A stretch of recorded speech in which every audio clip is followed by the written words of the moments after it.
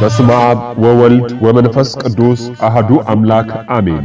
የመንበረ ጵጵስና ምረቃ ጥሪ ለመላው የኢትዮጵያ ኦርቶዶክስ ተዋሕዶ ቤተክርስቲያን ምእመናን በሙሉ የዳውሮ ኮንታና የከንባታ አላባጣ ነዋሮ አህጉረ ስብከት ሊቀ ጳጳስ በብፁዕ አቡነ ጢሞቴዎስ ብርቱ ጥረትና ክትትል የረጅም ጊዜ ህልማችን የሆነው የዳውሮ ሀገረ ስብከት መንበረ ጵጵስና ደረጃውን የጠበቀ ግንባታ ተጠናቆ ለምረቃ በቅቷል።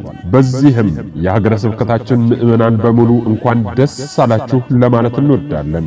ይህ የመንበረ ጵጵስና ምረቃ መርሃ ግብር ብፁዓን ሊቃነ ጳጳሳት፣ የጠቅላይ ቤተ ክህነት ልዑካን፣ የጎረቤት አህጉረ ስብከት ልዑካን፣ በሀገረ ስብከቱ የሚገኙ ታላላቅ የመንግስት ሥራ ኃላፊዎች፣ የወረዳ ሊቃነ ካህናት እንዲሁም ከሩቅም ከቅርብም ጥሪ የተደረገላቸው የክብር እንግዶች በተገኙበት ህዳር 6 2018 ዓመተ ምህረት በታላቅ ድምቀት ይካሄዳል።